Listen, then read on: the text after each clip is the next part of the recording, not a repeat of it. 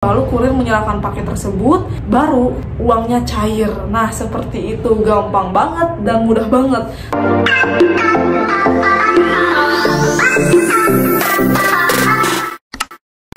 Halo, assalamualaikum warahmatullahi wabarakatuh. Kembali lagi di channel Livepreneur Project. Buat teman-teman yang belum subscribe, jangan lupa subscribe dan nyalakan notifikasinya agar kedepannya teman-teman gak ketinggalan dari info-info yang akan kita bagikan selanjutnya. Dan buat teman-teman yang baru mampir di channel ini, selamat datang di channel Livepreneur Project. Dimana channel ini kita akan bahas mengenai seputar bisnis, terutama bisnis online, dari cara marketingnya, terus promosinya, dan lain sebagainya. Oke teman-teman, jadi hari ini kita akan bahas mengenai COD lagi di Facebook Marketplace. Karena masih banyak yang emang belum tahu bagaimana caranya berjualan di Facebook Marketplace dengan cara COD. Terus kalau misalnya COD itu uangnya kemana gitu, terus kita ambil uangnya kemana gitu. Dan juga banyak yang belum tahu kalau misalkan ada paket yang gagal atau retur, itu barang kita kemana gitu, apakah bisa balik lagi ke kita atau gimana. Oke, kita akan bahas di video ini, jadi jangan lupa buat tonton sampai akhir. Oke, dan juga buat planners yang belum nonton video kita sebelumnya, boleh tonton di sini. Kita udah bahas mengenai cara atau tips biar cepat closing. Maksudnya, ketika emang kita chat-chatan dengan customer, kan banyak juga yang chat doang gitu, CLBK, chat lama beli kagak gitu. Gimana caranya untuk memangkas semua itu, jadi biar nggak terlalu lama chat-chatan, akhirnya nggak jadi beli. Tapi kita akan rubah gimana caranya chat-chatan lama, chat-chatan ngalir, tapi mereka jadi beli produk kita. Nah, jangan lupa tonton yang di atas tadi ya, atau bisa cari deskripsi. Nah, jadi COD ini banyak banget ya peminatnya, termasuk di Facebook Marketplace. Jadi orang-orang itu kalau misalkan memberi barang, dikit-dikit minta COD. Kak, saya mau COD, bayar di tempat gak gitu. Aku mau COD dong, COD Jember, COD Samarinda gitu. Banyak banget orang-orang yang mau COD karena emang itu memudahkan banget sebenarnya untuk para pembeli kita. Tapi kalau misalkan kita juga tokonya belum improve, belum bisa COD, justru kita ketinggalan dengan pelapak-pelapak lain atau dengan penjual-penjual lain yang bisa COD. Karena kalau misalkan toko kita belum bisa COD, bisa-bisa pembeli kita malah pergi ke orang lain yang justru bisa COD. Oke, jadi gimana Kak caranya biar toko saya bisa COD gitu? Caranya teman-teman gampang banget.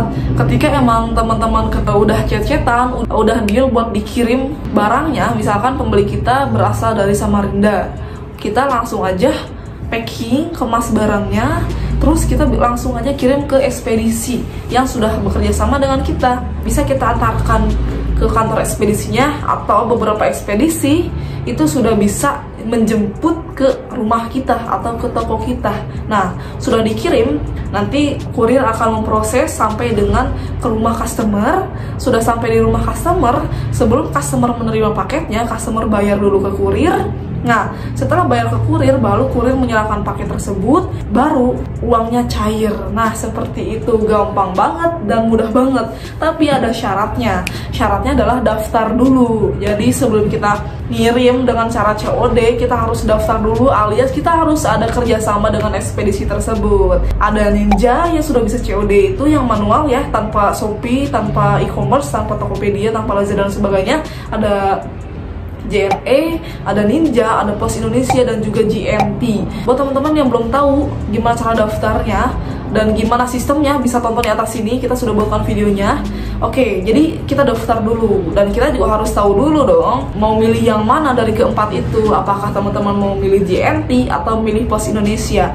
Karena dari 4 kurir yang sudah bisa COD tersebut, itu ada kelebihan dan kekurangannya masing-masing. Misalkan dari Pos Indonesia biaya layanan COD-nya cuma 1%, tapi ini gajiannya lama, 2 minggu sekali gitu. Untuk JNT ongkirnya memang mahal, biaya layanan juga cukup mahal, tapi gajiannya seminggu 3 kali. Nah, kita harus tahu dulu nih kekurangan dan kelebihan dari tiap-tiap ekspedisi ini.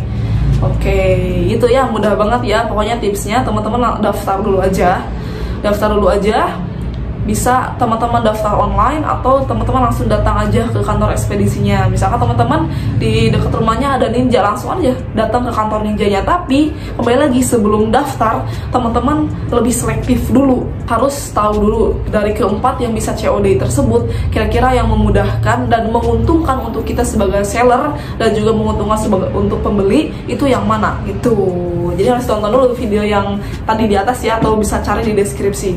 Jadi untuk uangnya gimana Kak gitu, kalau misalkan kita udah kirim barang dan udah daftar ya, untuk uangnya kembali lagi ada beberapa ekspedisi itu beda-beda. Untuk Ninja, pencairannya atau gajiannya, keuntungan kita lah ya, itu cair seminggu sekali, JNE 2 minggu sekali, JNT seminggu 3 kali, dan Pos Indonesia itu langsung cair lewat aplikasi gitu. Jadi ketika emang kurir udah klik diterima pesanannya, itu uang kita bisa langsung cair di aplikasi tersebut.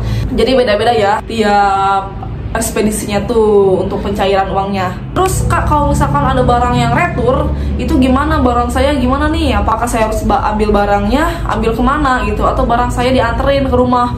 Oke, untuk sistem retur ini tergantung ekspedisi. Kembali lagi, yang pasti barang ketika emang, kan ada juga ya kasus, bukan ada lagi, tapi banyak sekali kasus ketika emang kita seorang penjual yang bisa COD, kita kirim barangnya, ternyata justru customernya atau pembelinya itu nggak nerima paketnya, otomatis itu balik lagi.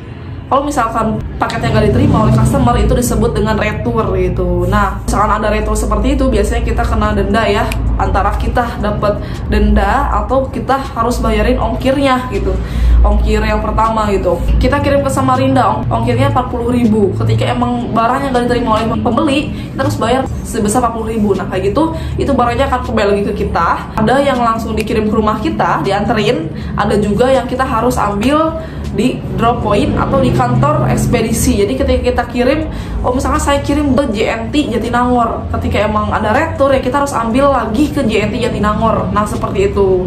Itu biasanya ada di lacakannya, ketika barang returan sudah ada di kantor ekspedisi terdekat, itu ada pemberitahuannya.